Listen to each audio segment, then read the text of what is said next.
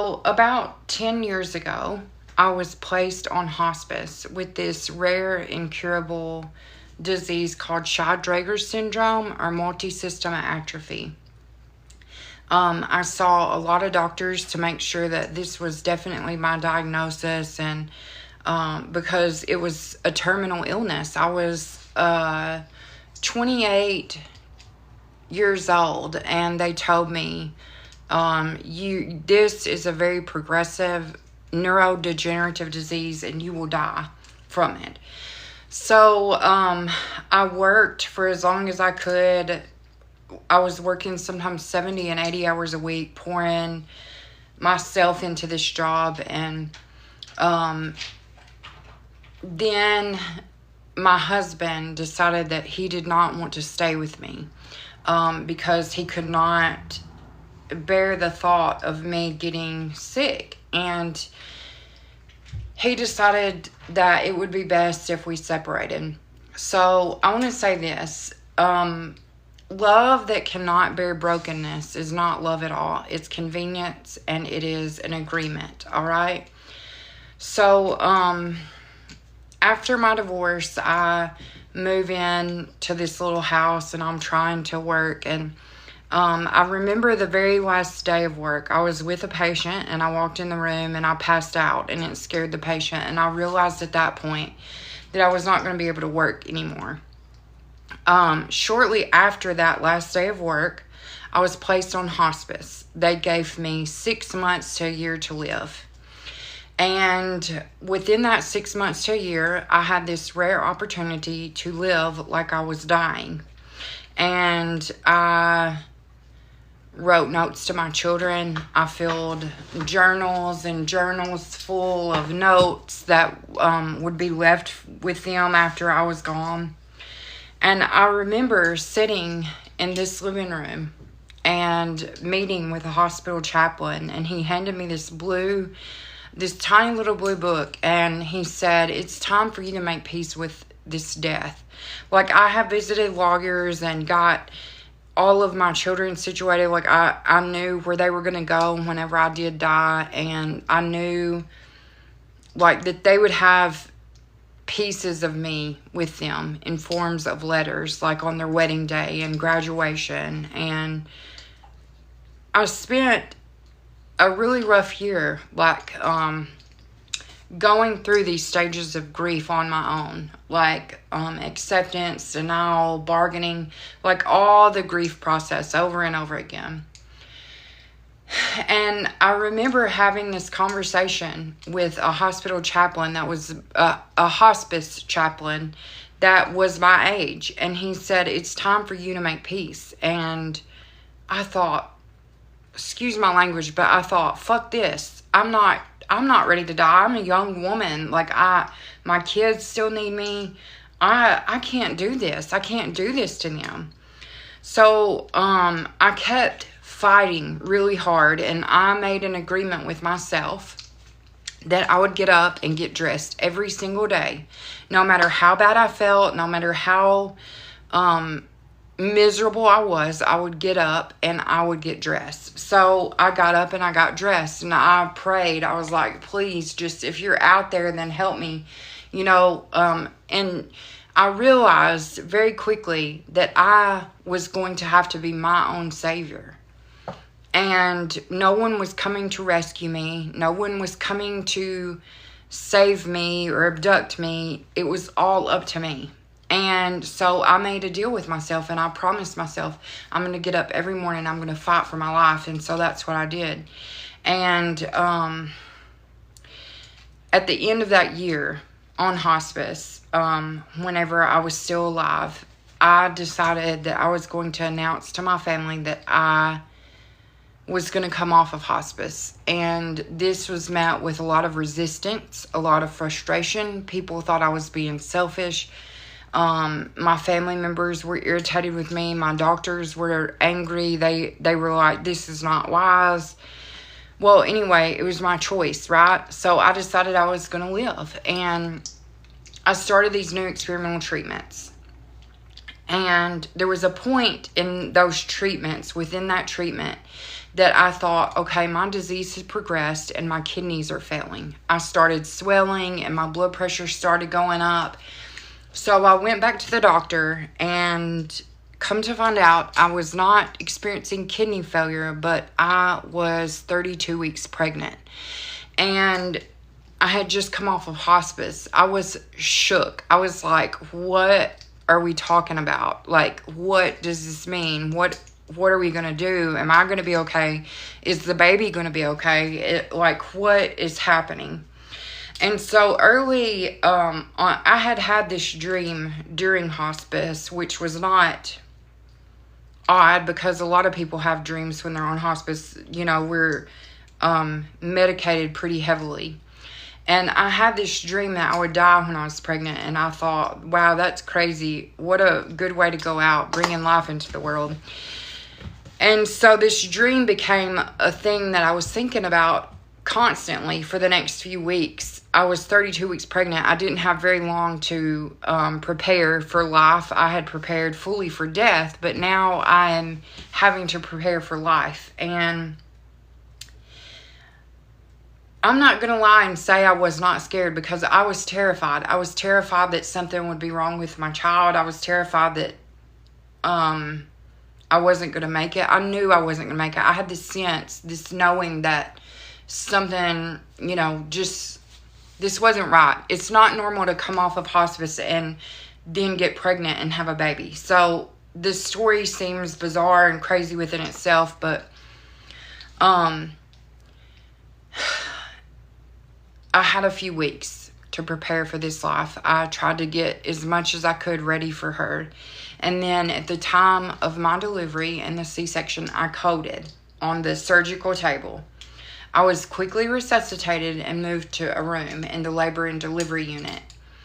And I remember 2 hours after I had my child and named her, I told my husband what I wanted her to be named. And 2 hours after that, I remember there was a clock in front of the bed, the hospital bed. And I remember looking up at that clock, having this impending sense of doom, like this foreboding feeling that something was about to happen. And as that clock kind of got wavy, I lost all the blood in my body and lost my life for over a minute. And I can't tell you, I already had this rare opportunity to live like I was dying, or at least I felt like that. But when I tell you this death changed my entire life, that's an understatement. Everything that I was shown, everything that I saw, everything that happened to me during death made me know that everything I had been taught to believe about religion, about Jesus, about life, about death was wrong.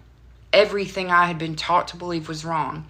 And for a year after this, I really struggled to find answers. I'm looking at all the texts that I dove into after my death experience, like the Dialogues of Plato, the Book of Mormon, Dianetics, world religions, the Quran, the Bible, the Gitas, the lost religions of ancient India and China, the Tao,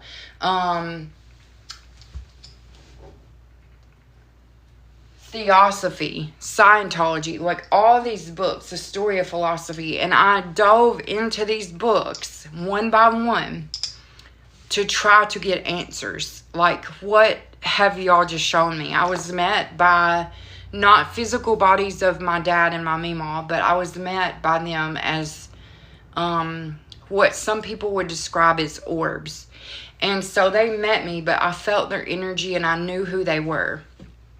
And they started taking me to these places, and showing me all of these things. And I want to tell you, okay, the year after my death, even with new life around me, I struggled and I wondered, did I make the right decision to come back? I made 3 promises when I came back, and they were that I would not cause unnecessary fear, that I would continue to talk about my experience, and that I would not go into conspiracy theories no matter how many may be true. And part of that mission was me telling my truth from my childhood.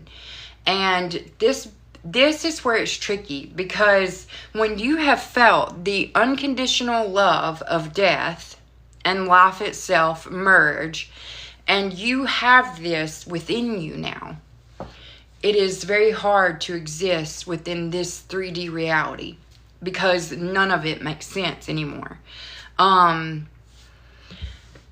So, okay, Nina, I'm going to tell you this. Like, I had a very odd childhood, and I never knew it was not everyone's childhood until I grew up.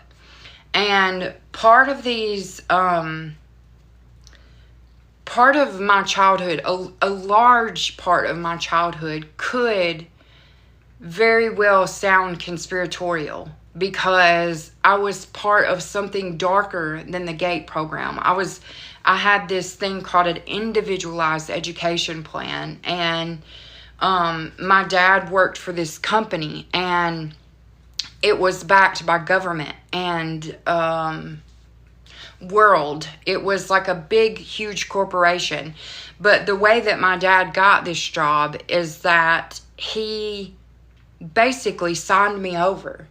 And why he did this is because they came to him and they told him, look, you have this special reincarnated child. And I never knew this growing up. I did not know this until I met my dad at death. And he showed me all these non-disclosure agreements that he had to sign. He showed me all the contracts that he had signed, but they did not follow him into death. So here's what I want to say about Scientology. Contracts follow those people even after death. But what, y'all help me out when I say these words. I'm going to be banned. So y'all throw all the likes and all the TikTok shops and all the trending words out so we're not cut off like we usually are.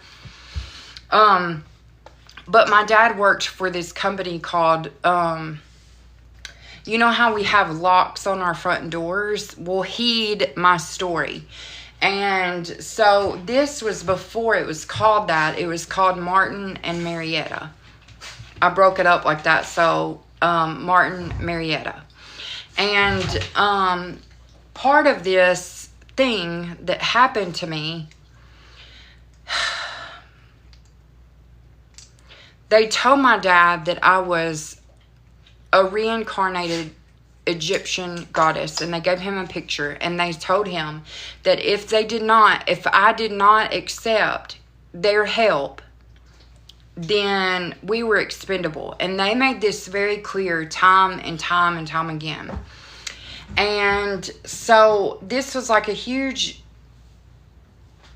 project that a lot of people have been involved with, but I know now that I am part of an ancient species, that there were 4 original tribes to the earth, and I am part of a 5th tribe come here and made for a mission and a purpose. And they identified some of us as disruptors. And all I can talk about is my personal experience, okay? I know that because of my energetic signature that follows you through lifetimes and death and life again, that they know that some people can disrupt entire empires with stories, with their frequency, because it's an ancient one that people will remember. And I have to tell you, there's 111 people here now. I know this is divine today. Y'all have to help me when I keep talking about this, because you know I'll get interrupted soon, I'm sure. But I've asked the ancestors here today to protect and watch over us. Okay. I don't talk about this part of it too much because my whole entire childhood was awkward. It was, like I would talk to energies and spirits, and then my mother, who was very religious, would tell me how wrong this was. Like, I'm not supposed to do this. I grew up in a really rural, conservative Christian area, and a lot of people thought I was of the devil, like, because they didn't understand why I could do stuff. And I remember this one particular event where a girl in our neighborhood had, she was born handicapped with, like, what is it called? Like not multiple sclerosis, muscular dystrophy. And we were on a swing one day, and I told her, I got all the neighborhood kids, and I said, Jennifer, we're going to heal you today, and you're going to be able to walk. And she was like, no, I can't. I was like, yes, you can. And so I gathered these kids around her, and we were doing this, giving her our energy. And she took 3 steps by herself, and this was the first time that she had ever done that. And when kids went home to tell their parents about this, my parents got a lot of phone calls. And I was punished for this. I was punished greatly. I was spanked. I was, like, grounded. I was told how wrong this was. Like, but in my eyes, I gave her the ability to walk. And I helped her understand her own power. And this is what I mean by some people's energetic signatures. Like, a lot of people get confused and think it's a blood type. It's not a blood type. It is an energetic signature that they can follow throughout your lifetime. And I want you to understand that I'm not special. Yes, I was tested. Yes, I was in the hospital every single year my dad went on vacation. Yes, I had some horrific things happen to me, and yes, I can remember. And the reason that I remember is because I remember my dad knowing that something wasn't right. And he told my aunt about this, and my aunt sat me down, and she said, Erica, it's really important that you tell them you want to remember everything. And so I told them every time I was taken in a separate room, every time I was taken on a different field trip, every time I was in the hospital, I told them, I have to remember. I want to remember. And they would still give me pink giggle juice. It was called giggle juice in my town. I don't know what it was called in yours, but I would have this little cup, and the sedative started, and all of these experiments, but I remember everything. I'm in the process. I have written to this company and appealed to this company, and I will not take the offer that they gave me. And I'm going to tell you why. Because disclosure does not come from the top, and it never will. It comes from people who can remember, and people like me and you. So here's what I want to say. I'm part of the 5th tribe, and many of you are, but you don't remember, you don't know. And that's why it's so hard for me to go into this, because it can feel very conspiratorial at times. Like, I feel like before I was aware that my childhood was different, maybe, because of all the things that happened to me. Like, I remember being very intuitive and knowing people were going to die before they did. Or I remember healing people. I remember talking to spirits, and I remember my first sleepover ever, how a spirit visited me named Margaret, and she said, I hate what Brenda has done with this living room. I hate the carpet. I hate the wallpaper, and I want you to tell her. And I was like, Miss Margaret, that's not nice. I can't say that.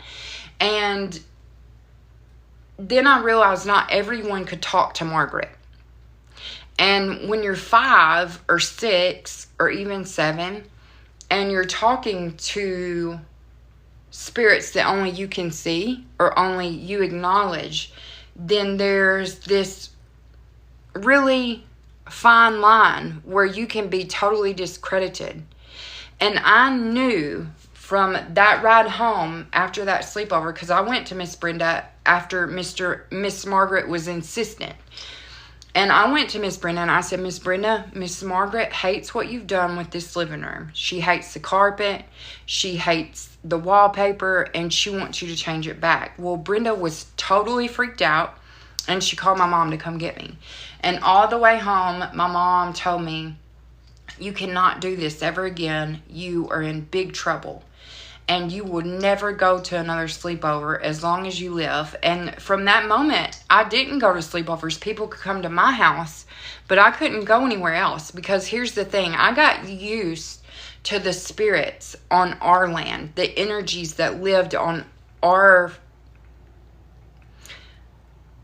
house and on our land. There's been this indigenous woman who's moved with me several times, and I want y'all to understand, I'm really careful about what I talk about, and I wrote to that company asking them, and they first appealed to my humanity because they know that I want to help people, and they know that I have this deep desire to keep people safe. I'm a nurturer and so they appealed to my senses. If you talk about this, you put people in danger. And the spirits and energies around me said, no, ma'am. If you don't talk about this, it will continue to happen. And we'll continue to have this energetic loop where we just go around and around and around. And so I talked about it. And then came the things in my car, invitations and offers. And let me tell you something. When you can't be bought out, they'll start taking things that they know means something to you as far as connection, like pecan trees and the land itself and your animals. And, I want you to be aware that some people have already been bought and paid for. Some people that remember have already been bought and paid for. And you may see them have this, where they're talking really deep truth. And you feel like, oh my gosh, yes, this resonates. This is truth. I'm hanging on to this. And then all of a sudden, they come over and they're identifying with a specific energy, and they're saying that they are the daughter of Ra, or they are the chosen ones, and they're being manipulated. It's a choice that we all have. We can choose to be bought out and paid for. We can choose to go through the hardships that they want to put us through because we refuse to lie about it anymore. And I just know that my life is going to get harder and more difficult the more I talk. And that's unfortunate. But I also know that my ancestors and the energy of this land have my back.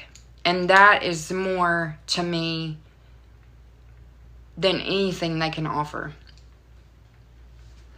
I'm so grateful for the ancestors and the energy today. And I just want to take a brief moment and tell them thank you, because they have given me the courage to step into this truth, to step in the spotlight and say, hey, I remember. And the silence has been broken. You see, there's this false idea that we get that suffering creates character. And sometimes suffering can be pain and suffering can be a great teacher. It can inspire great art. But sometimes pain and suffering are simply pain and suffering. And I know that I was supposed to die. I know that I was supposed to give up whenever I was on hospice and say, okay, I'm done. I'm done fighting. It would have been so much easier. But I know that there was a reason that I stayed. And there was a reason that I chose to come back after I had already ascended to the 15th dimension. To let you know that everything that we've been taught to believe about religion is wrong. We are made to be co-creators of this reality in this lifetime. There are 5 corporations that run the entire world. The entire world. And all of these shows that we're seeing are distractions. And it is a show. The world is in fact a stage. And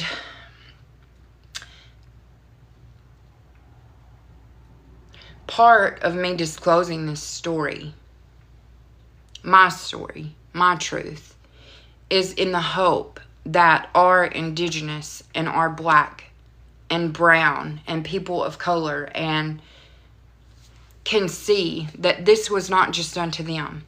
They have created false divisions between all colors, all races, all nations, all tribes, all of the original tribes to this earth. They have created these false divisions.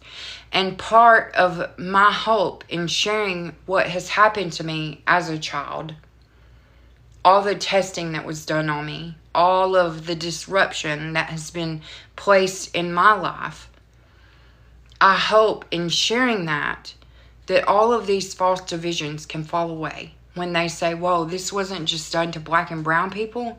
They did this to white kids too. Let me tell you something. There's a reason why all brown and black people are oppressed. And it starts because their energetic signature, they still know that life is a sacred gift. And at any point, their signature can change. But they were very quickly able to identify the white children who had these gifts. And a lot of people are waking up. And when you wake up and when you start to see the divisions and look, there are even some more things that they're trying to throw into this awakening, and I'm going to let you know. I'm going to let y'all in on it. So, chosen ones, indigo children, ancient Lemurian, RH negative bloodline, that is all wrong. It's all wrong. We've been told the same stories over and over and over again. And they all have a common point of origin. And I'm telling y'all, this has been a slow burning fuel to get us under this much control. And there was a point where we agreed to it, and our ancestors are really upset with us.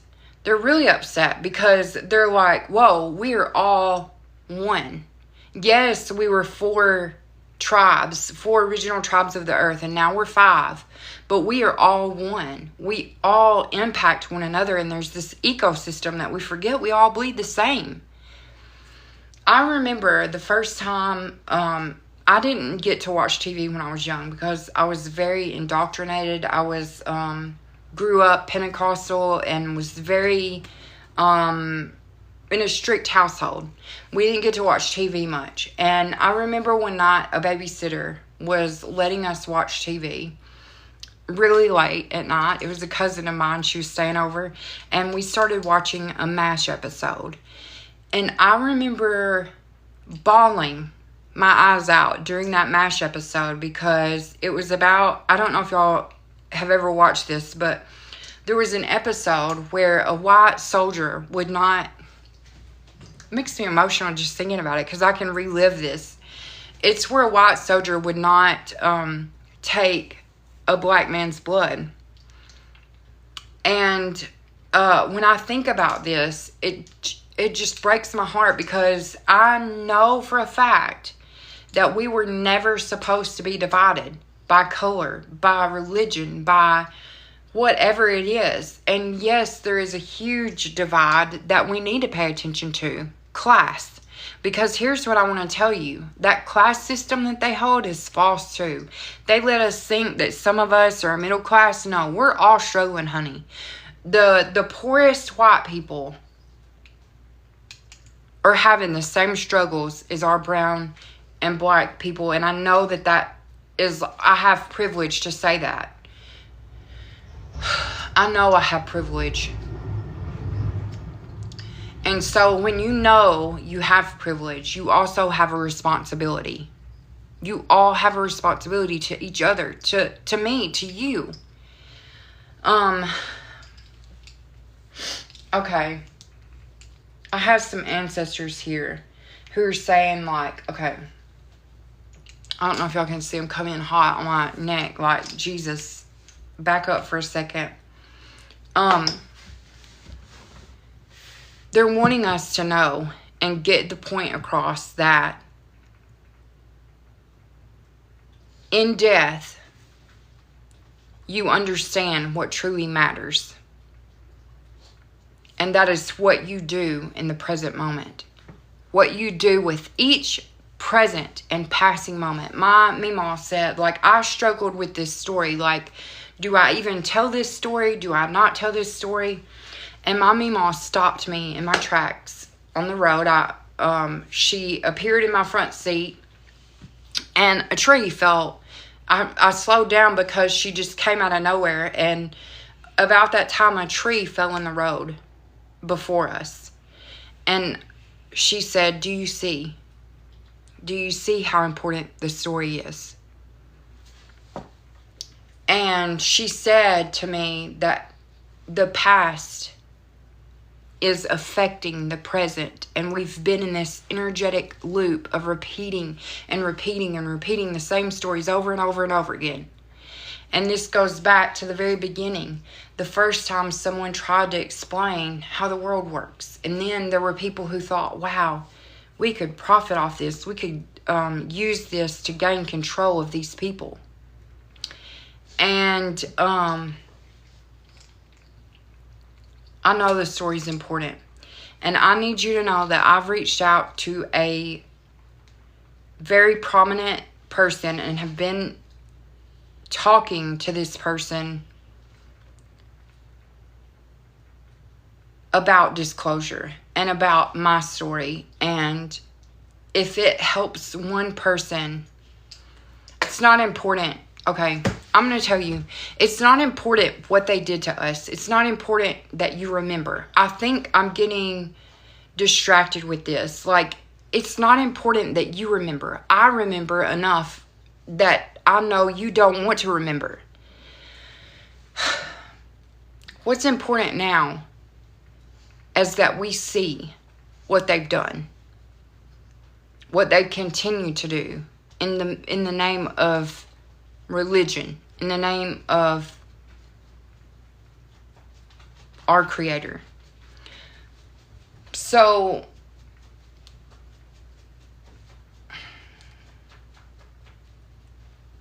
while it's important that we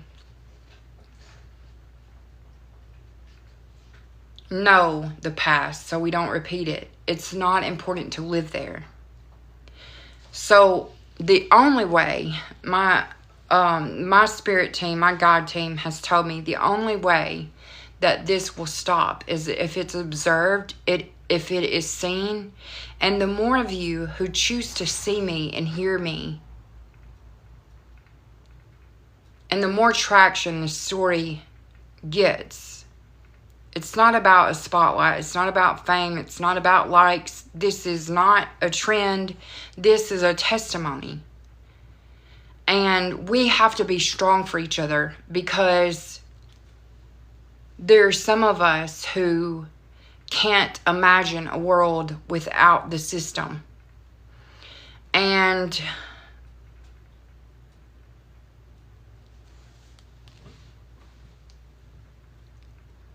I'm choosing my words very carefully here. I have to be open and honest with y'all. I'm not scared to die. I've already done it once. I've done it a lot of times, and you have too. But it's really important what we do here. And the only thing, like, a lot of people will ask me, well, what's my purpose? Here's your purpose. To be who you were made to be. because you are the only person who can be you. And I know that may sound trivial, but it's so important. And we all have different gifts. We all have different ways of connecting. And when we collaborate instead of compete, that is when the world changes and shifts. There is going to be a lot of things that make you question. A lot of things coming up, and some of the people that you have trusted to give you guidance, if they are all of a sudden now causing you confusion, or if they are all of a sudden now causing concern, like some of the things that they say are concerning or conflicting with the things that they've already said before, you need to be very aware of that. You need to be hyper aware, hyper vigilant, because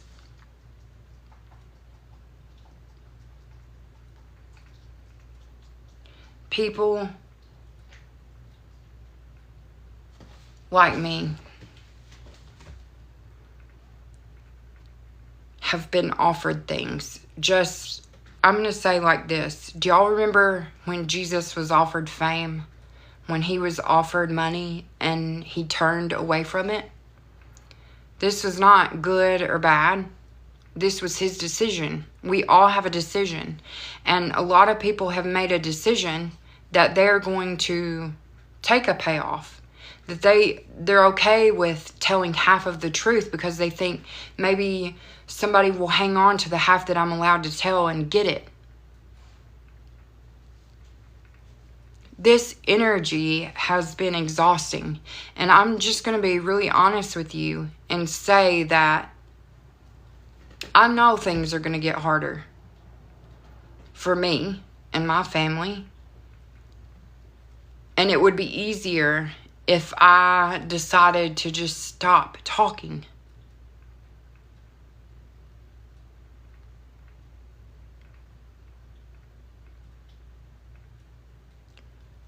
But something in me, the part of my physical body that has died and came back, knows that this is not the right answer.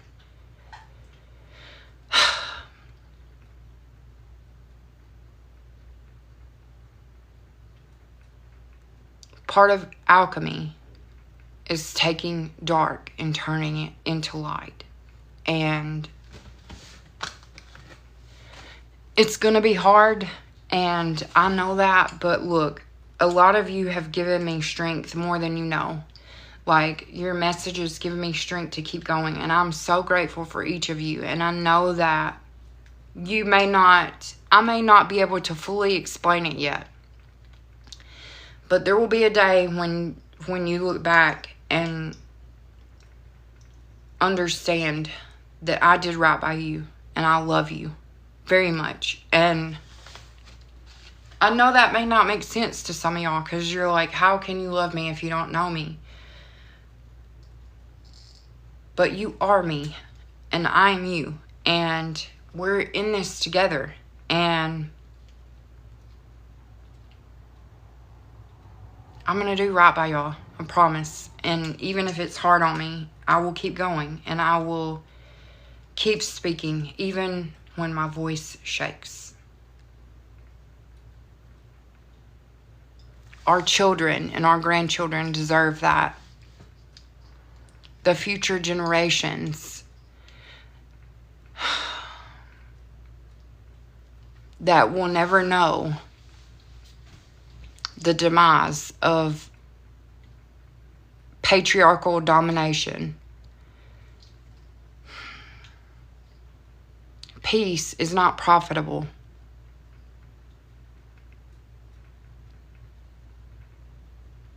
But peace and love are the only way forward. The only way. Unconditional love conquers all things and everything. And unconditional love is hard. You can love a lot of people in a lot of different ways, But until you offer yourself the same amount of love, compassion, and grace that you offer so freely to everyone else, you're not loving. And until you lay down all the masks that you hide behind, you're not loving yourself. You're not being true to yourself and who you were made to be. That's the hardest part. Because it would be easier to hide behind a mask and say, oh, this didn't happen to me, I'm not going to talk about it.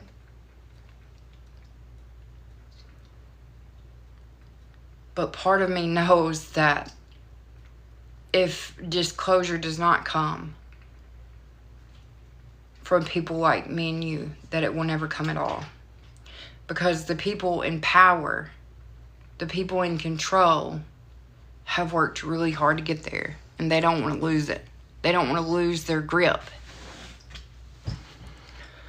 Okay.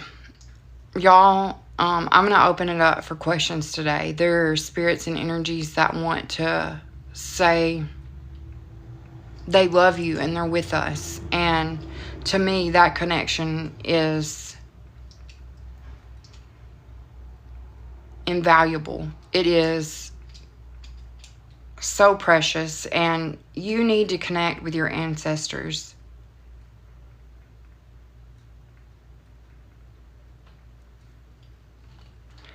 I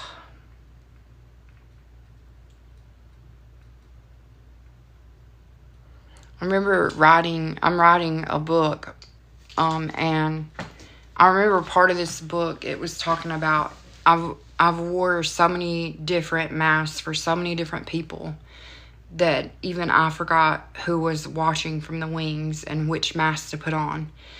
And part of that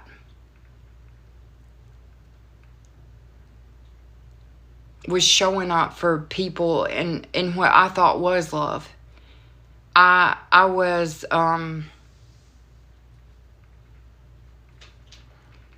would show up for my children in one way with one mask, and then I would show up for my husband in a different way with a different mask, and show up at work and put on a mask. And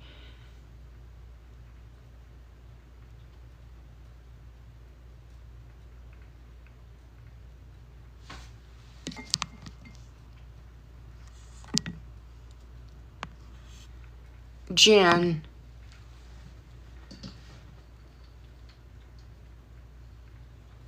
can you join me for a second, please? Can you request to join as a guest, please? I don't know how to do that. I'm looking.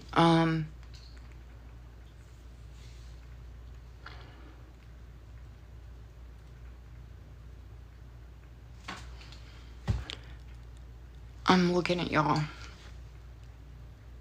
Okay, listen. I see your grandson, and he's going to be okay. He is going to be fine. You have to remember, we are more than our physical body. And sometimes it seems so unfair when children are sick. And I get this a lot. Like, I understand this. And I want to say that he's going to be okay. It's just like,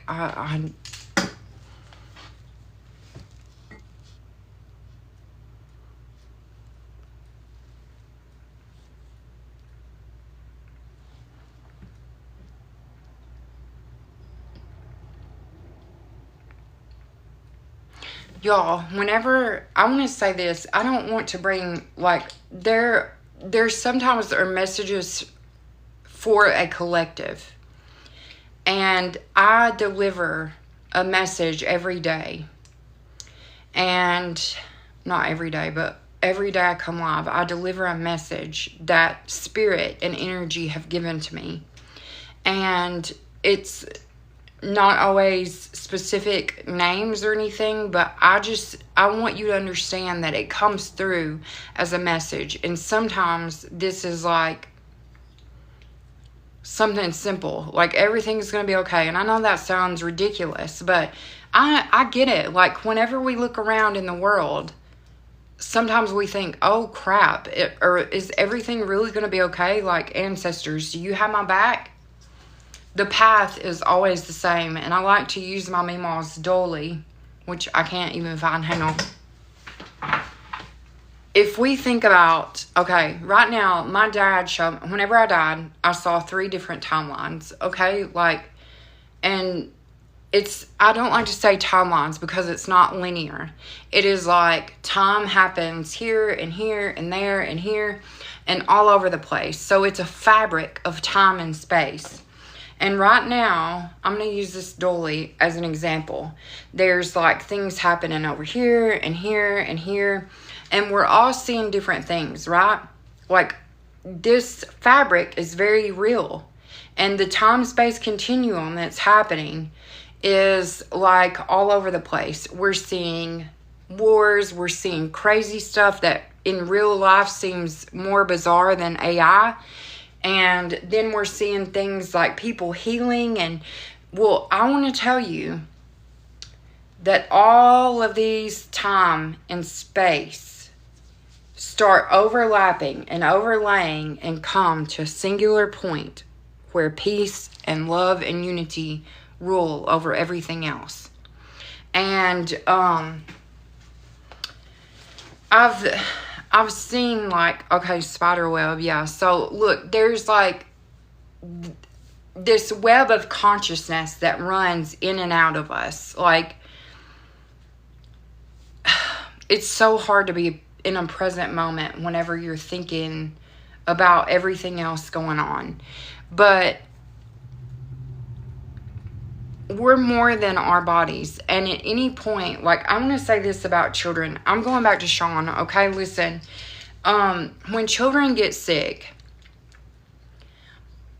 I want you to understand, like, when they enter soul contracts and they come into the world, they have until like they're 5 or 7 to back out of a contract.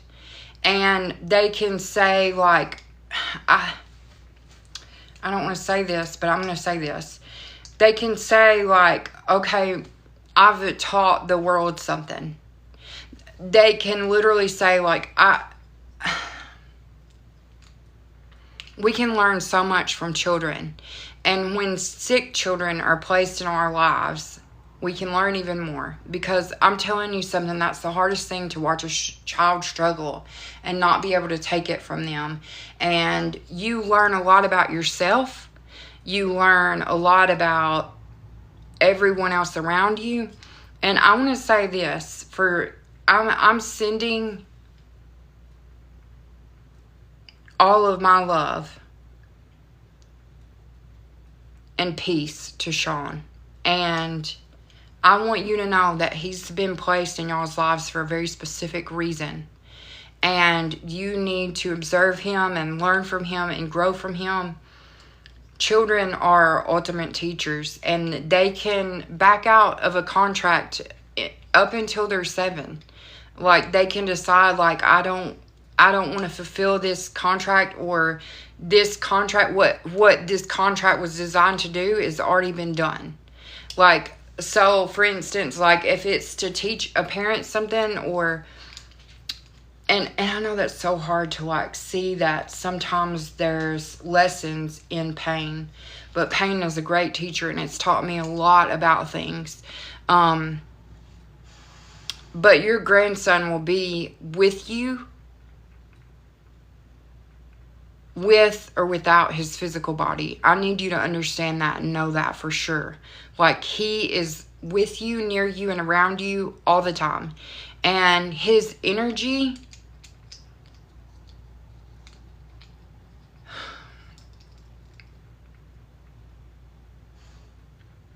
he's going to be there. And I want you to know that there's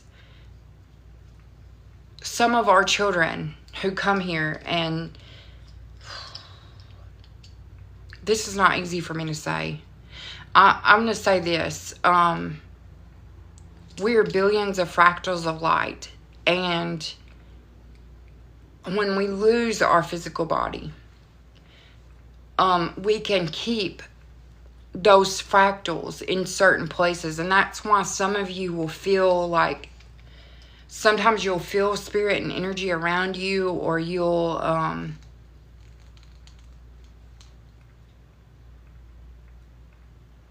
he's gonna be there. And your husband is saying, like, your husband is saying, is this your husband? Your husband is saying that he is going to be okay. Your husband has your grandchild. Like, he's cradling him. I'm sending you lots of love. I'm sorry. Like, I can't. Y'all, and another question I got this weekend, and I think it was for our collective. So I'm going to share this. And it makes me so hopeful when I see younger children, like, in their 20s trying to go about healing. Because I can tell you, in my 20s, I was stuck in survival mode. I was just surviving, plain and simple. I was stuck in survival, and I was not worried about healing myself. So I find it really hopeful that younger people are tuning in and listening to what I'm saying. And part of this message, a younger kid who I've come to love, asked me, how do I choose love over fear? How do I choose that? Okay, so Jen, this may be your brother then. I thought it was it feels like a counterpart. So anyway, I have to say this, like, how do you choose love over fear when you look at the news and you see all this madness happening? Well, here's what I want you to think about. I want you to understand that we all have a choice. My favorite singer-songwriter, John Prine, used to say, blow up your TV, throw away your newspaper, move to the country, and eat a lot of peaches. I want you to know everything that we are being shown is a distraction, and they feed off of our fear. And when I say they, I mean the top 5 corporations, because here's what happens. People start panicking. They start buying up things. They start, you know all the things. Like, and this latest distraction is even crazier to me. Like, I think this whole thing, and I'm guilty of it too, because I get, like, I'll have these poems that come through about, like, a mother's heart and how my mother's heart is breaking for all of these children around the world. And then I stop and I realize that this has been happening not just in my lifetime, not just yours, but it goes back hundreds and hundreds and hundreds of years ago. And it runs deep, but we can get out of this. All you have to do is observe it, see it, and then make a choice. Do I want out of this? Do I want to keep fighting for a system that has never fought for me? Do y'all remember when I grew up with the Bible and all the stories, but I remember this specific battle, and Israel was not a land. Israel was a person, like a people who were willing to question and fight and wrestle with a hard truth. Where is that now? Where is that spirit? Where is that soul? You have to question. You have to know yourself, and you have to be your center, and you have to find your center. I'm going to tell y'all something. It's really easy for someone to pretend like they have all the answers for you. But here's what I know about you. You are special in your own way. And you work in a different way than everyone else. So I'm going to tell you today that you're special and that you are the only person that can be who you are made to be. It's not up to me to tell you how to connect with the creator of all things. It's not up to me how to tell you to live your life. But I will tell you this.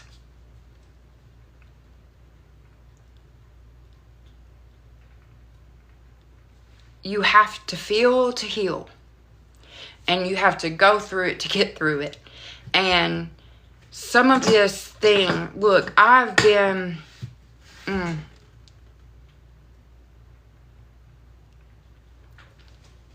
I think that a lot of us have gotten in this mindset where we think, I think about my Appalachian family and the struggles that they endured and how they were stuck in survival mode. They didn't know they could ask for anything else. They made things like, I'm just going to show y'all. They made things like this for their children. They made things like that because they didn't have money. They didn't have anything. And there's still things that I find really precious and valuable and meaningful because I know that the earth provides everything that we need. Or she used to anyway. Until we ravaged her. And till we... took more than we need. There are things that come up. My meemaw used to tell me, like, now that I'm thinking about it, my meemaw probably was a little witchy, actually. Like, now that I'm thinking about it, she loved Jesus, but now she could tell you how to make a potion. She could tell you the seventh son of a seventh son could cure your thrush by blowing in your mouth. She could tell you if you didn't want guests to be in your house to turn your broom upside down. She could tell you how to make a tincture, and she did not have anything else to give anybody. We were so poor. Our families have been poor our entire lives. And that's why when my dad got this opportunity to do better for his entire family, he took it. And if that was at my expense, then so be it. We can still change what's coming next. And I want to tell y'all something. As I look at these little things, these trinkets that have been passed down in my family for, I know that my family didn't have anything, but I also know that they would take care of the entire neighborhood if they could. I remember my meemaw had 11 children, and her husband was not a nice man. He cheated on her with her best friend, and she still loved him anyway. And he did some really horrible things. She still loved him anyway. And I'm going to tell y'all something about my meemaw. She knew that love would conquer anything and everything and all things. And she knew that love was the only way to make a difference in this world. And when she was struggling to eat from the land, when she was struggling to find things, making cookies out of dandelions, and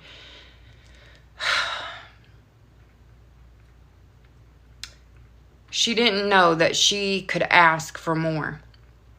And she made do with what she had and was grateful for it. And she thought that this was the way. Like, suffering made us strong. And I'm going to tell y'all, that is something else that we've been taught to believe, because they don't want us to think that it's okay for us to have money. And I'm going to tell y'all something else. I have used my gifts and given them and given them and given them. My time and energy, and been grateful to be able to do that. But then there came this moment. I was having a discussion with a friend the other day, and she said, you know, it really bothers me because I feel like you're keeping yourself from your blessings. And I listened to what she was saying, and I thought, no, this is not mine to get. And I thought, I'm not charging for this. This is mine to give. And whenever I think about it, I think, wait, is this a limiting belief that we have been made to believe? Because I'm wondering now, should y'all see everything that I've suffered through and see it as inspiration, or should you see it for what it is? Like, this has been done. This has been done to us. This has been done. And when you see that, you're like, holy crap, how do we go forward? How do we get through?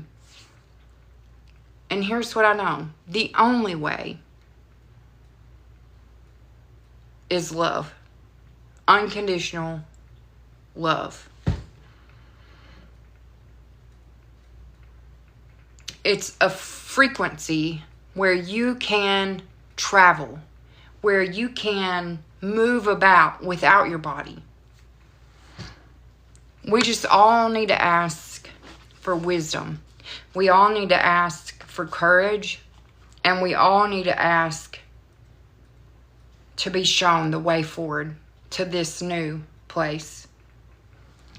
Hey, Jason. So a lot of y'all haven't been getting notified that I'm on live. I haven't seen you in a long time. I'm glad you're joining me. Thank you. I thought I just put people off somehow. I was like, what happened? But y'all saying TikTok shop is really helping me. I'm getting some great views for that. When I think about it, I'm going to say this. I have this desire, and I'm going to share it with you because I know that the universe is going to reward me. I'm going to say this. I have this desire and this feeling that if my home and farm are taken, that the ancestors are protecting me. And I feel like that they want me to take a next step and start traveling to meet people where they are. Because I know some of you can't just drop what you're doing and meet with me. But I know that I'm made to start speaking out around the world. And I know that this is going to happen. I feel like this is going to happen for us. And I don't know how it happens because I don't have the resources now. But I'm sharing it because I know the universe will provide this if it's meant to be. I see going to different towns and having meetups where we can come together as a community and commune and sit around a bonfire and share our healing with each other, share our stories with one another.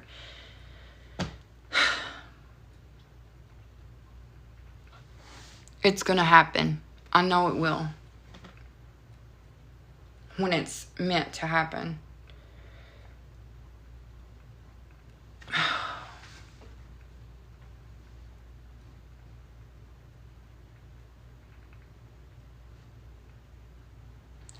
Thank you. That's so nice. Y'all are already giving me opportunities so I know who to look up. And so what I want to do today is my dad, this, if y'all remember, this was the very first thing that my dad gave to us, this contract revocation for healing, evolution, and removal of unknowing consent. And I want to do that again because I have some new people in and I have some people who haven't seen me in a long time. This was the very first thing that my dad gave to us. And he keeps saying, like, spirit and energy keeps saying, like, knowing is half the battle. Knowing is half the battle. Observing things changes things. So I want you to, today, I'm going to do this with your permission.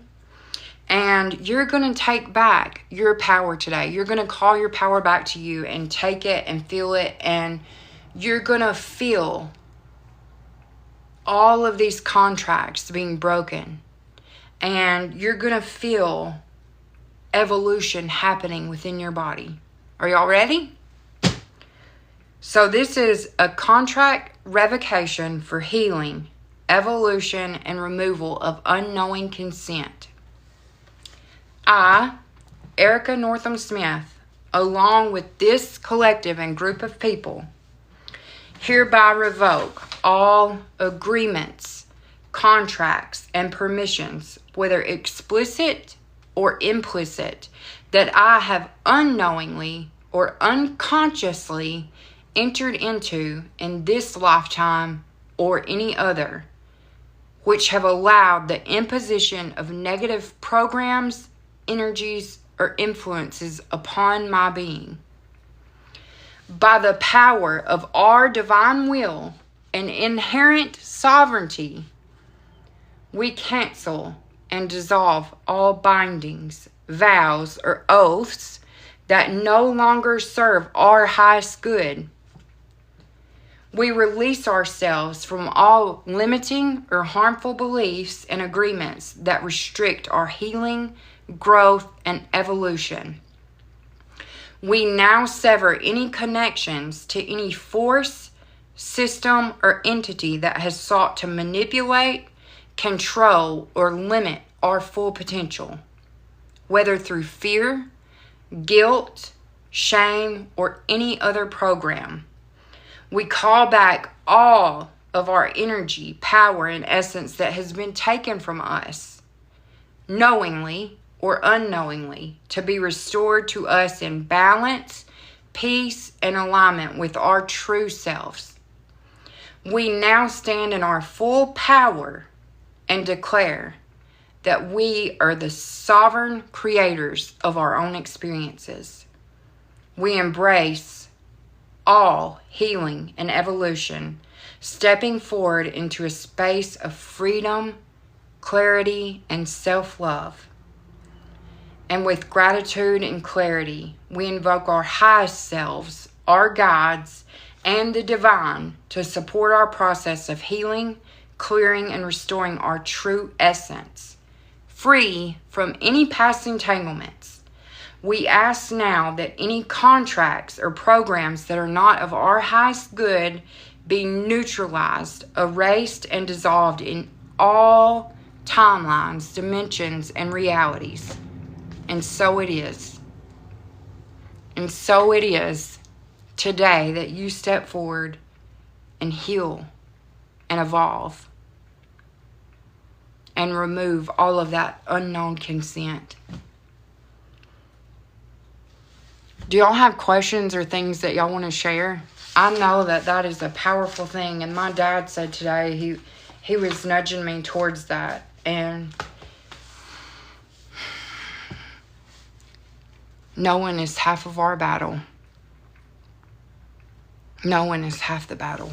Over and over and over again. All the love that surrounds you. I want you to look into your universe. I want you to pay attention. I want you to pay attention. All of the love that surrounds us all the time. All of the love that we're shown from ancestors and the land, the spirits of the land.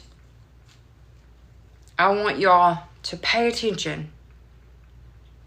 Pay attention and receive your gifts.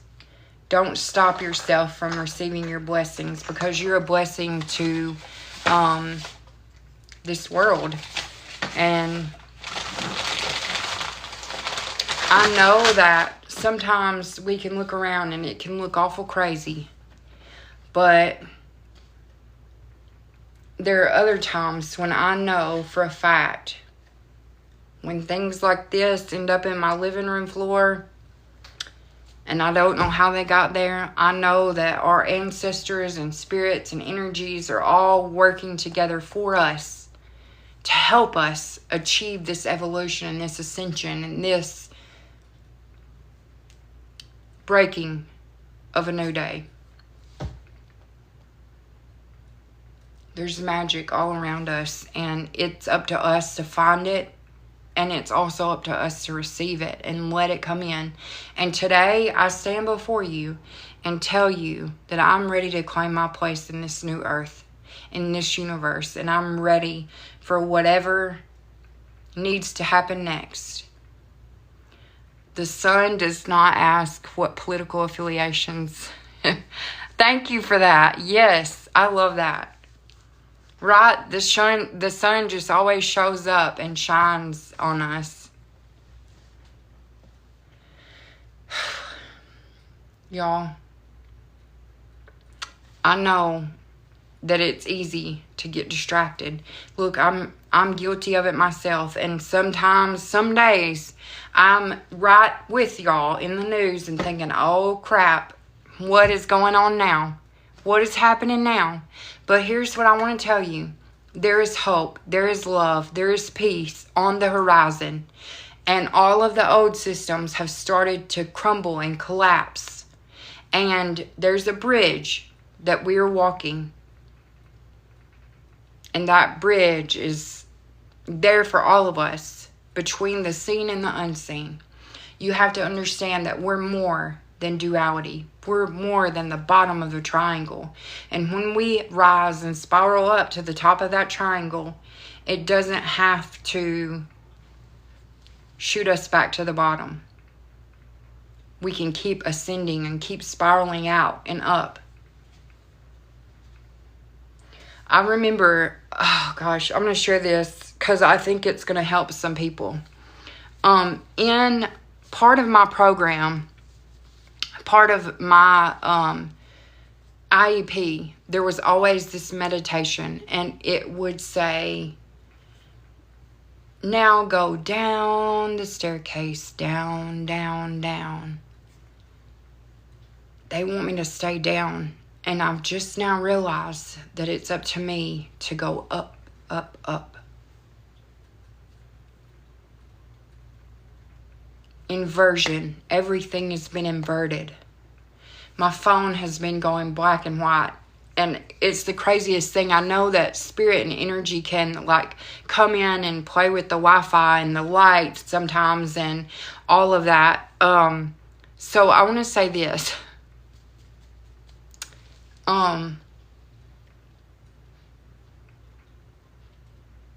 Okay, thank you for that.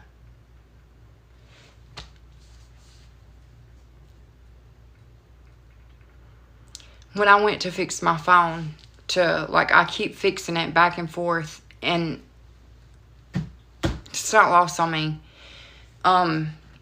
It says color inversion, and you have to slide it over. So I know that energy and ancestors are telling me, confirming again and again, like when I talk to somebody, my phone will just go black and white. And so, like, I went to the thing and it says inversion, and you slide it over and it comes back on. Confirmation for you, Jason? Okay, y'all have to pay attention to that. Y'all got to pay attention to those signs and signals, the buzzing in your ears, the ringing, the heart palpitations, all of those things. They want to say that, am I going here today? Am I saying this? Are we saying that? Yeah, we're saying that. I don't want to say this, but I'm going to say this because, okay. All of these times we thought that things were wrong with us. Heart palpitations, ears ringing, these tinnitus, all these diagnoses, these problems are your spiritual gifts. And they want to give you something. They want to give you something so you don't freaking pay attention to it. Look, it's not lost on me. My disease causes me to pass out, to throw up, my ears ring, I get lightheaded. All of these things about my disease. Look, and I get flushed like all of a sudden. If I would have known a long time ago that this was a gift and not something that needed to be diagnosed, my whole life would have been different. You want things to go away so you don't have to pay attention to what spirit and energy are telling you. That you want to stay comfortable in that marriage. You want to stay comfortable. Because it's hard to hear it and stay in that spot. So you take a little pill so you don't have to hear it. So you don't have to deal with it. It's hard to be in a situation and you feel faint when you're talking to your brother, but Spirit's trying to tell you, get out of here. Get out of here. Holy Spirit's taking me out. If I don't get out myself, they're going to take me out of it. Look at this. You see all this? That's from ancestors coming in, speaking truth, telling bombs, throwing truth bombs out. Holy crap, I didn't want to go here today, but they're angry with me and they're saying, say it, say it, say it.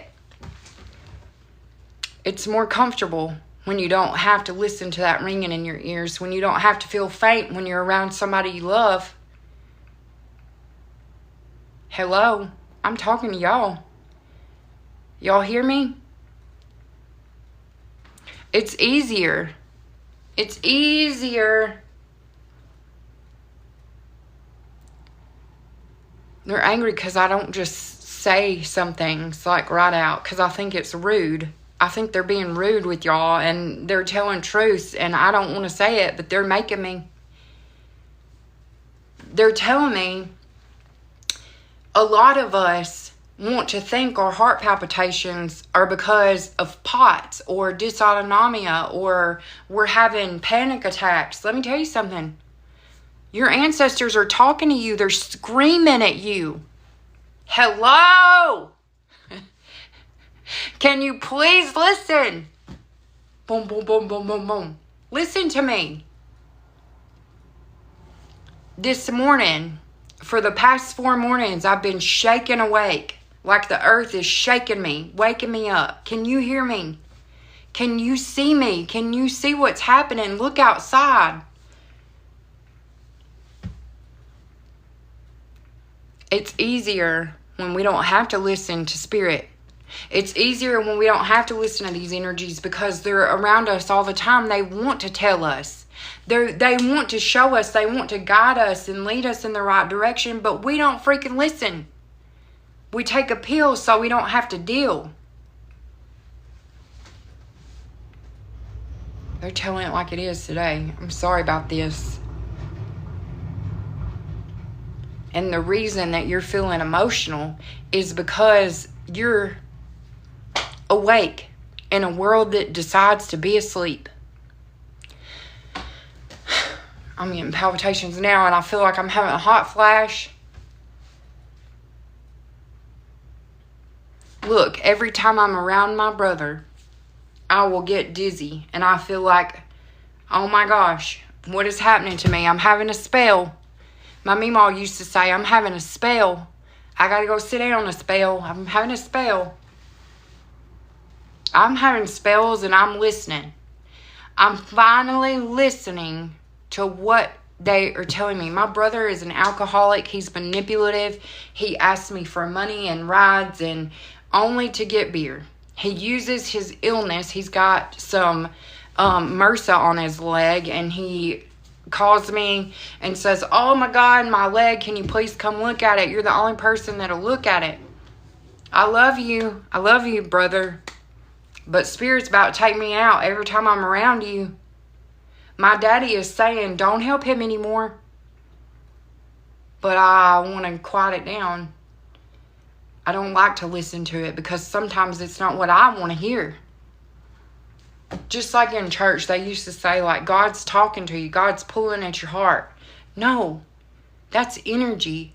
That is yourself, your highest self, knowing what's best for you. Because let me tell you something about your mind and your body. They're two different entities. They're two different energies. So is your heart.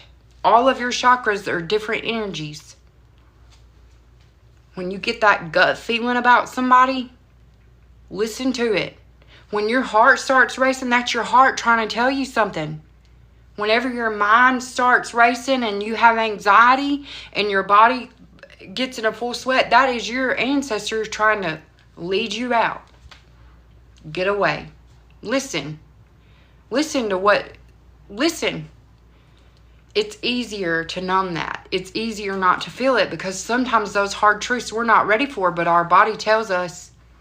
I don't know if y'all have ever done this. Hang on. I've got to show y'all something. Like, I thought everybody did this, but apparently not. Okay, so I'm going to tell you something that's going to help you in your life, okay? Let me see. What else can I get? Hang on. I've got alcohol, and just wait a minute, because they're telling me to do this. So what else can I get? What else can I get? Okay, wait. Y'all bear with. Sorry. I didn't plan on this, but I'm being led to do this, so y'all just bear with me. Hang on. we'll get this. And what else? Okay, this is going to be a really physical demonstration. Okay, wait, let me get something else. Y'all bear with me, please. This is important, and it will help you out in your life. Okay. Just bear with me. I can't. Y'all are going to freak out when this happens. So, I thought everyone did this growing up. Like, my mama taught me this. And, it was something that I just saw everyone did. And I want you to take your medicine. I've got several things, okay? Thank y'all for staying with me. Hang on. Okay. This is a decanter, and I forget what alcohol. This is whiskey. This is whiskey. I'm going to take this and hold this, and I'm going to ask, is this good for my body? And you may not have seen it, but your body will go toward it or against it. Okay? This is aspirin. Is this good for my body? No. This is bug spray. All supposed to be all natural. Is this good for my body? No. This is tap water in a plastic cup. Is this good for my body? No. So you can hold up a whole plethora of things now. Nothing is good for our body anymore. Is water in glass containers good for you? Yes. Is an apple good for you? Sometimes it depends on where it comes from. Are my garden vegetables good for my body? Yes. Or now, the next test, is it good for my mind and my heart? They're separate things. Look. And you will go down a rabbit hole if you do that, because none of our medicines, look, I'm not against medicine. I think there's a place for it, okay? But I know that sometimes what we think is a problem is actually part of our gift, okay? So, yeah, there are a lot. I think this is normal in Appalachia, like our parts, like, I don't know, my grandma was witchy, I guess, but she knew the earth. Y'all have to listen to your bodies, because our bodies tell us the hard truths that we don't want to hear. And look, when I pick up everything in my house and know it's not good for me, what am I going to do now? Like, where do I even go? You have to choose what's the lesser of evils, apparently. I know that, like, the things in my garden that I've grown are better for my body than the things in the store. But at the same time, I know that not everybody can eat out of a vegetable all year long. Out of a vegetable garden all year long. Yeah. So ask your body. And then sometimes you can ask your body, like, is this person good for me? Have you ever noticed, like, your body gives you signals? Because there are some people who we lean away from, and there are some people who we lean in towards. We have to learn to listen to our bodies again. We have to learn to listen to our hearts, our minds, our guts. All of that is important. All of this, gut and up, are the chakras that you need to listen to. Now, there's a whole different chakra system in play that I tell my daughter about, but y'all are not teenagers, so I don't think y'all have to worry about that anymore. But there are things that you have got to, you got to wake up. You got to wake up, and you got to start listening to your body. And I'm going to tell you something else. Like I told my daughter, I said, our bodies will tell us if we're around people that are not good for us. And your lower chakra might say, yes, this is good for me. But then your heart and your mind might say, whoa, girl, nope. And, you know, that dizziness that I have, she has that same thing. And she doesn't want to believe that's her body talking to her, but she will know soon enough. She'll know. So thank y'all for entertaining me with that. Nothing is good for us anymore, just so y'all know that. Not even water in plastic cups. The ancestors are just like screaming today, like, just tell the truth, just say it. And maybe this is for my own self too, because sometimes I kind of think, like, oh well, maybe it's not my body, maybe it's just me thinking that. And no, I'm through doubting myself, because I've been shown way too many times. Like, and you have a choice. You really have a choice. Like, you can continue just the route you're on, or you can choose a different route. Like, I know since I was little doing this, like, it's helped me make better decisions in my life, but sometimes my mind still wants to make different choices. Like, and sometimes my heart wants different choices, and sometimes I've listened to my lower chakras and just, done it anyway. And that got me into the situations that I have been in, and I've overcome those. And yeah, I think it is time to say this. Yeah. But our bodies tell us what we may not want to know. Like, animals are really, my animals have been acting really strange, and there's something about animals and people who listen to their bodies that you'll understand, like, they know, like, they just listen. Something big is about to be shown up for us, and I'm just going to tell y'all, don't y'all be scared. I keep saying that. Don't y'all let fear carry you. You just need to know that no matter what you're shown, that humans are resilient.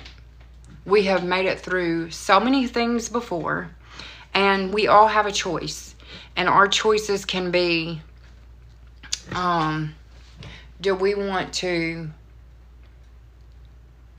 continue fighting for a system that no longer serves us, has never served us, or do we want to make something completely different and completely new? Listen to your body. My body's telling me, come on, let's go. And I'm saying, no, slow down, body. Like, we're not ready yet. And my body's like rushing out the door. Let's go. Let's go pick up some people and get on the road and go. But my mind knows that's not quite possible yet. I know it will be at some point, but I just have to figure it out. You see, we can do, like, I was thinking about my Appalachian family a lot this last couple of weeks, and how they really struggled, right? Like, they did not have anything.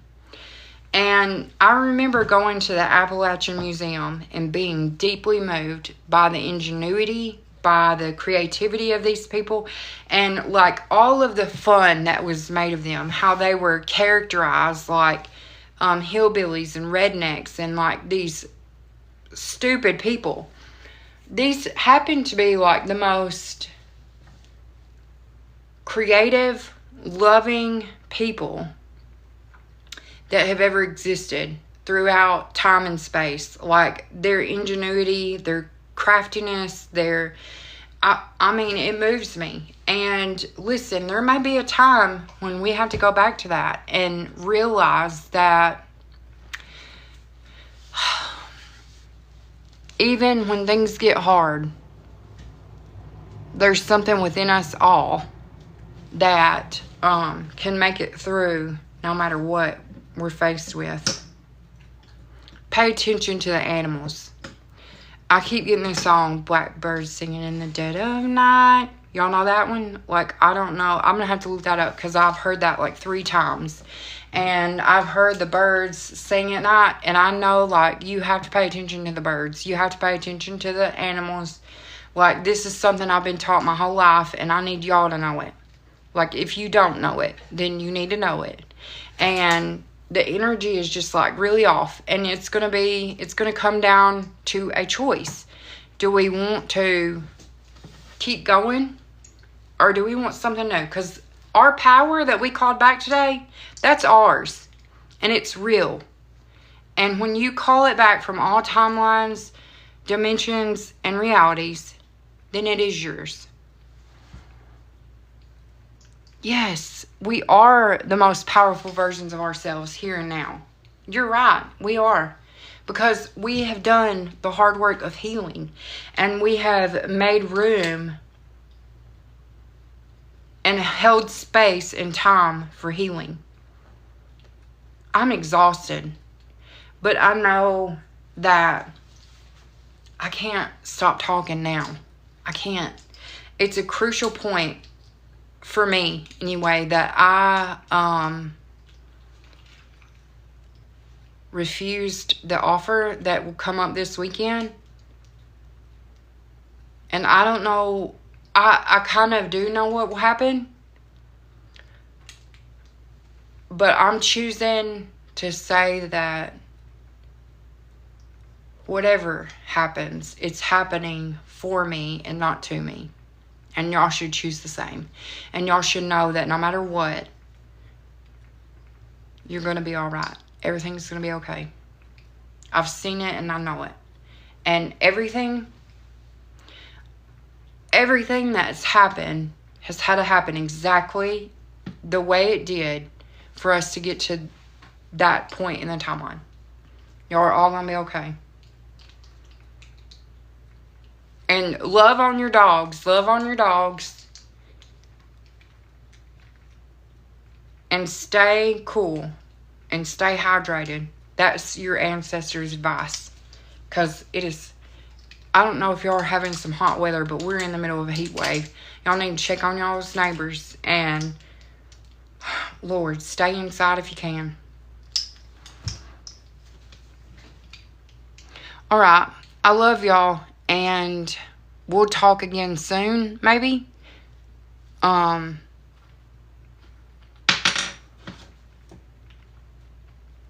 What else do y'all want to say? Does anybody have anything they want to say? I talk all the time, and then I wonder about y'all. We talk separately, but we never talk collectively, and maybe we should do that. I love y'all. Y'all are so sweet.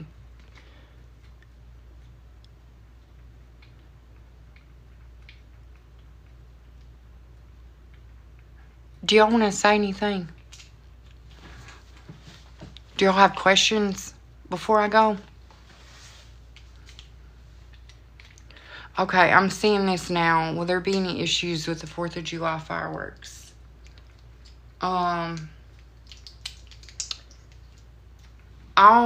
I think that you probably need to, like, stay. Listen, I'm going to stay at my house. I'll just tell you what I'm doing. I'm staying at my house.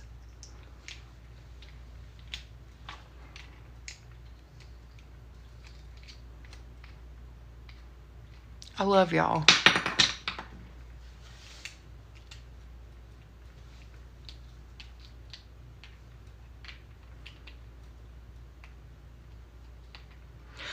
Okay, Megan, are my guys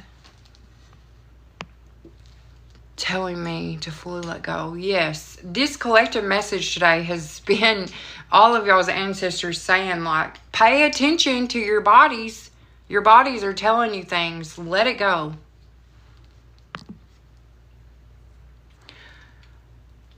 Thank you, Sky, for sharing that with me. Yeah, listen, journal. I can't tell you how to do, we're all different tribes, and we all work in different ways. What works for me may not work for you, but here's what works for me. Some people journal, some people walk, some people drive and listen to music, some people create things like wood carvings or paintings, some people write in the morning, journal. So you have to find your own way of connecting with your gifts again. I like to do these in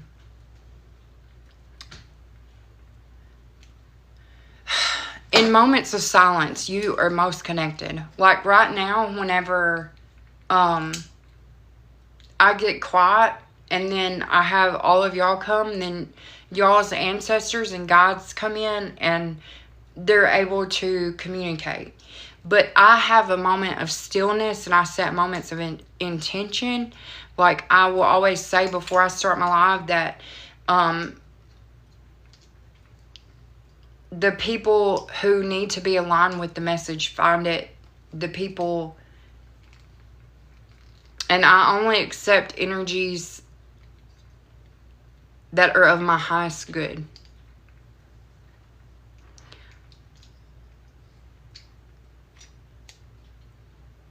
Michelle, you're asking me, do you think I should move soon?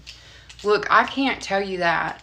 We all have different paths, and I know a lot of people are searching for answers, and I get that.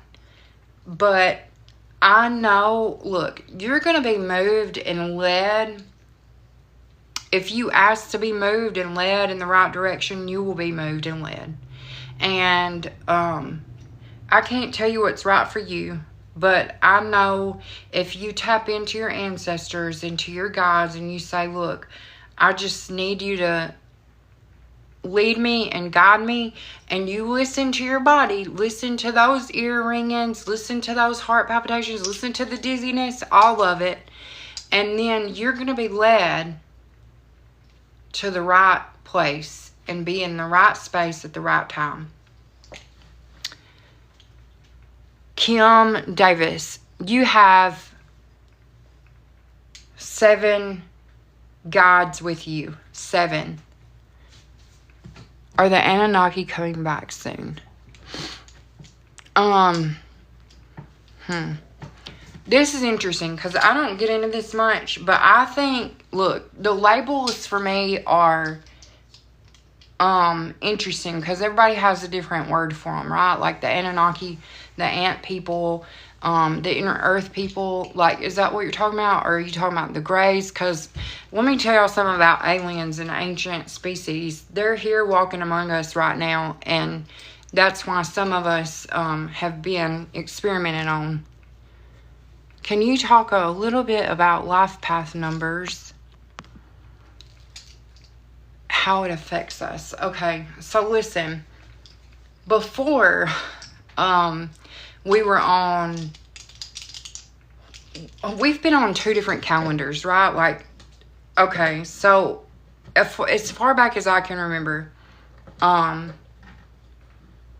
we're on a Gregorian calendar now, and it's really hard to find your true life path because it's not a true calendar. It's not how the cycles work, and there's a reason why we don't have a true calendar. And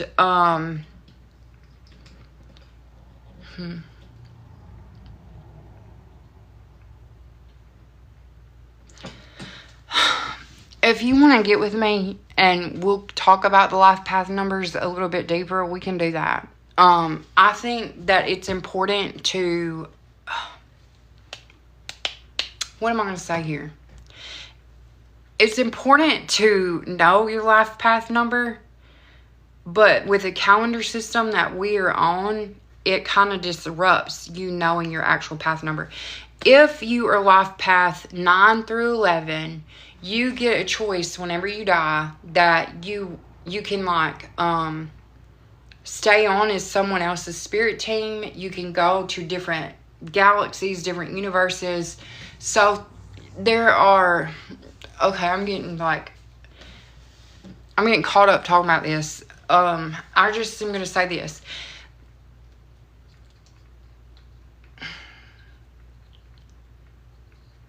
The life path numbers can guide you in a way that you understand what you're doing here. Like if you're on a karmic cycle, or if you're on like a learning cycle.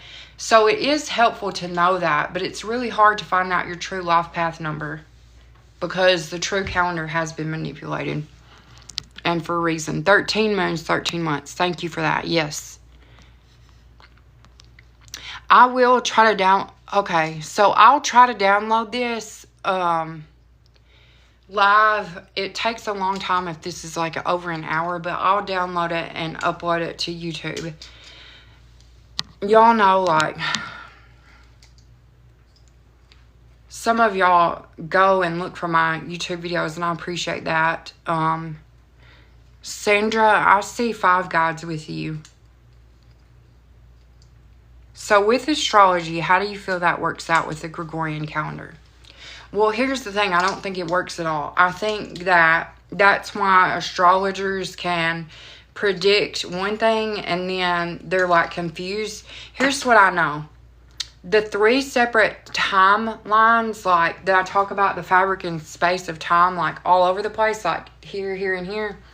So all those little holes, right? Like different little places and holes. Like, it makes it confusing. And here's what I want you to say. I want to say to y'all that it does not matter what life path number you're on. It does not matter if you have access to your Akashic records or not. It doesn't matter, because sometimes accessing that information can actually get in the way of your purpose and your mission here. Because think about it, if you were like a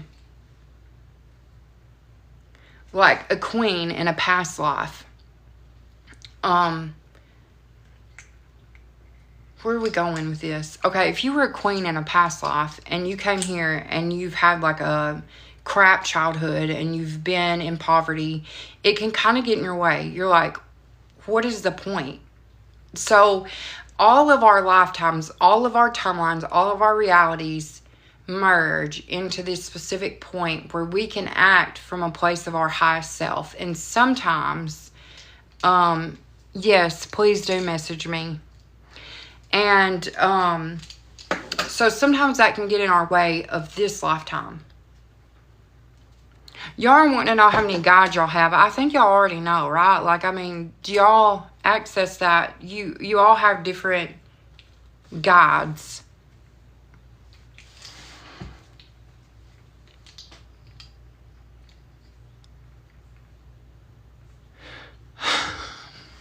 So I'm going to say this.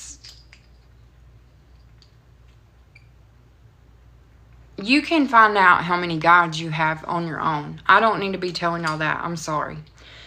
You have to find that connection with yourself, and you have to sit. You have to sit with it, and you have to ask and be willing to be quiet and still enough to allow that in.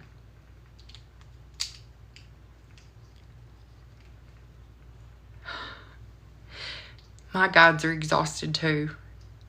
They're like, whew, gracious, Erica.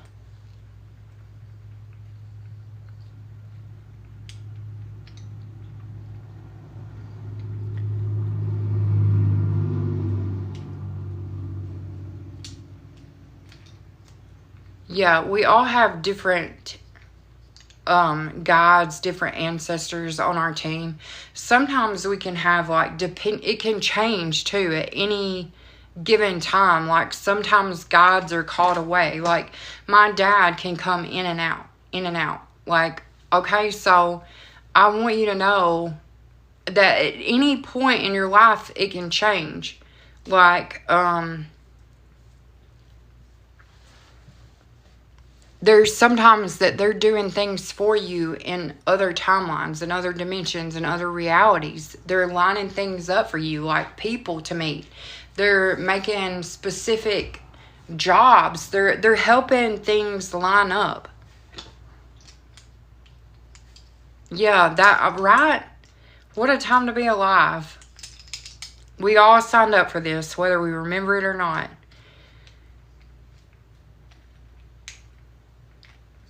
Kim, I don't think you're on your 9th life.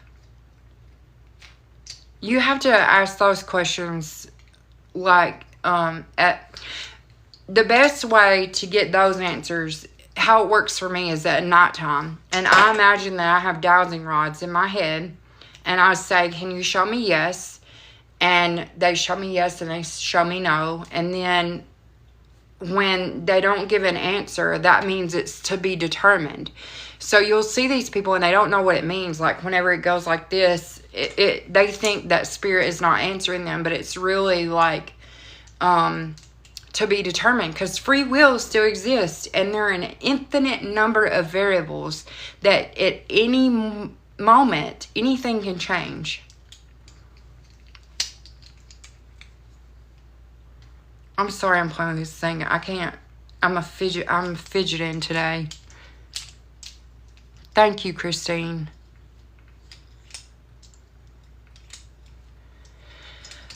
I know life is tough for all of us. I know it is. And some of us have had extreme struggles and challenges. And let me tell you something about that. I have a few people that come to mind in here. Like people I consider friends now. And I know, like, whenever I talk to you, like, I'm shown the life that you've had. And I want to say that sometimes don't let your... Okay, I'm saying this for myself today too. Sometimes my struggles can make me less empathetic. Sometimes they can make me more empathetic. Because sometimes I get really frustrated with my brother because I have to fight so hard for my life. And he just seems to, I don't want to say piss his away, but he seems to like try to get rid of his life.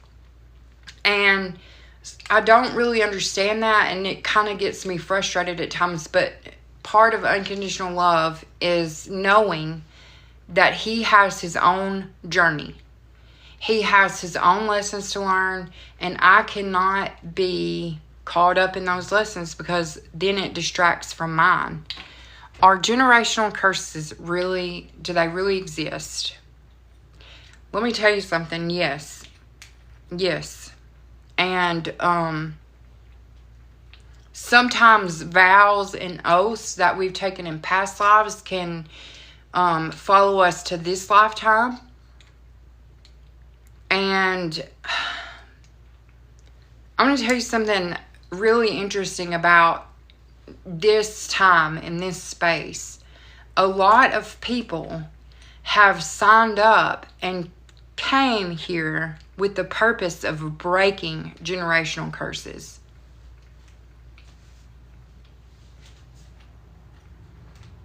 And we are the people that our ancestors have prayed for. We are, Megan, I'm saying this. You need to, I'm not, do you want me to say, okay, look, I don't,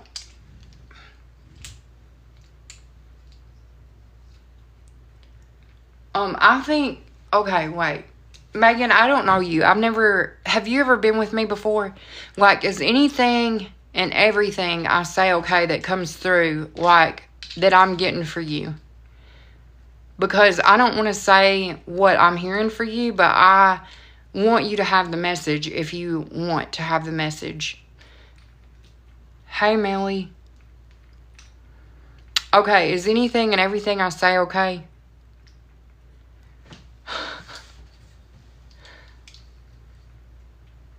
Okay, so I'm getting, your ancestors are saying that you were with a narcissist and that you need to be aware of that. And that this man is manipulative. He's controlling and manipulative, and they don't really like him, to be honest. And they say that he's keeping you from your divine feminine, and your body is trying to tell you, okay, so there have been, like, okay, so this message that I delivered today was much like for you. Okay, and he's not going to change, sis. He's not going to change. People, if they wanted to, they would. Please hear it. Please see that. And please know that sometimes, okay, okay, so your ancestors and your God team are saying that you think that he's the one, but he's the one to teach you, and he is the one that is going to teach you that you're worth more than what someone says. And you do not want to be, you don't want to have children. Okay, wait, so you do have children? No? Okay, because I've said you don't want to have children and have to go through a divorce. But I'm seeing, like, maybe this is why you're staying.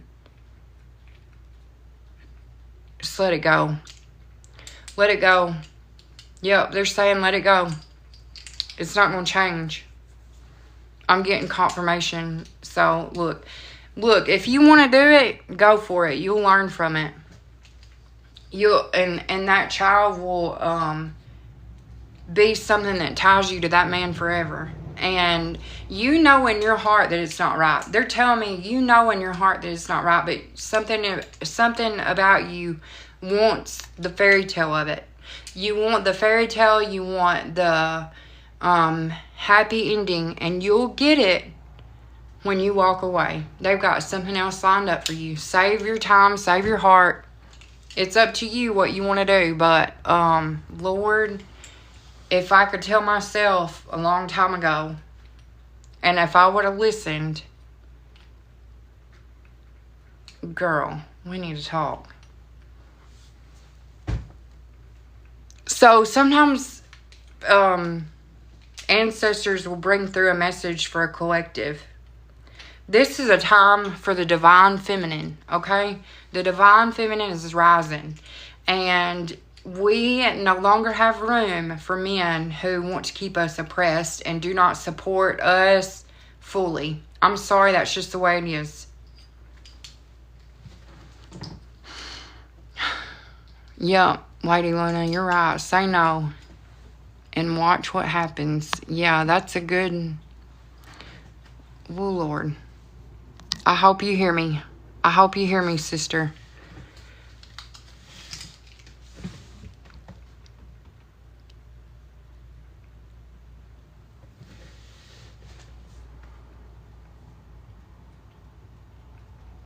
Thank you. Listen, I am our narcissist here to learn from empaths and vice versa.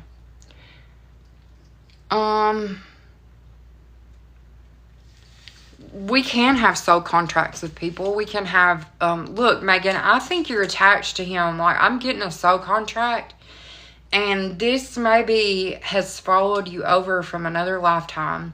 And if you feel in your heart that you are not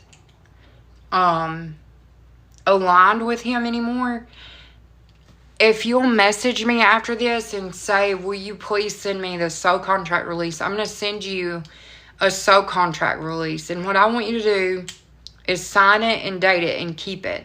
And this is going to allow you to let go. You're not being able to let go because there's a contract attached to this. He's not learning his lesson. He's not fulfilling his end of the lesson. So it's okay for you to let go. It doesn't make you a failure. It doesn't make you any less. And is this the first person you've slept with? Like, because they're showing me, like, thank you. Okay. Sorry. I'm going to back up. And I'm sorry. You're just now joining me today. And I'm, like, putting you on blast. I don't mean to do that. It's not me, though. It's them. Megan, listen. That soul contract release is important for you. I feel like there's reasons that you're connected. No, he's not. No, he's not. Oh my goodness. They're wanting you to step away from him. And I think you felt this in your heart, but something about, like, this is your, okay, they're showing me this is your first love. This is like your first real big love. Like, maybe not the first person that you've been with, but don't listen to your lower chakras. This is the whole message of today. Like, listen to your upper chakras, and your body is talking to you. Like, I feel like I'm leaning back on this whole conversation because I don't want to be having it. I do not want to say this, but they do not like him. They don't like him, and they say that he's not keeping up his end of the deal, and they don't want you to move in together. They do not want you to take that IUD out because they have something lined up for you that's even 10 times better than you could have imagined. I'm sending you lots of love. Remember that you have power.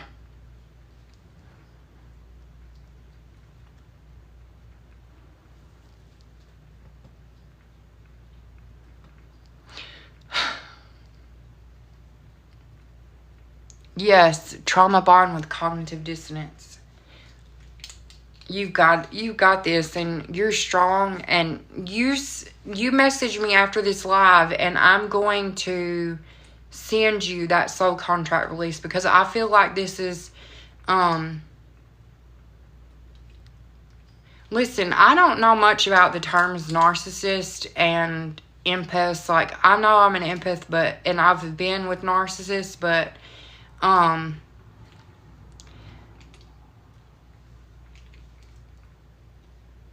okay, this question is heavy, Melissa. And first, let me say I'm sorry. And sometimes there are not good reasons for there's no good answer for this, and I'm sorry that it happened to you. You can choose to. You have a choice. You can choose to let it affect you and affect your choices from here on out, or you can choose to heal from it and know that it didn't happen for purpose. It didn't happen for a lesson. It happened because someone made a bad choice, and that person will have to pay for that. That person will feel that. That person will know what was done to you. And they'll have an opportunity to feel the pain that it's caused you in your lifetime.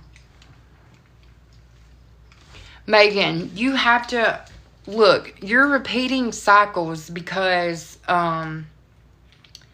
you haven't learned the lesson. You haven't learned the lesson yet.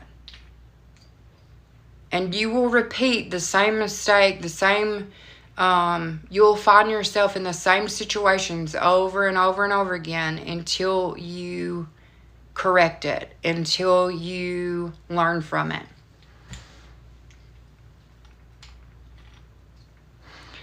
All right, y'all.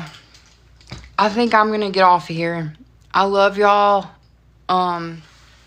Truly, I do love each and every one of y'all, and I appreciate y'all holding time and space with me. And I'll upload this. Okay? I love y'all. Message me after this, Megan, and I'll send you that. Okay? I love y'all. Bye, Miss Joan. Hey, message me in a little bit, Joan, and let me know how things are going. I love y'all. Bye.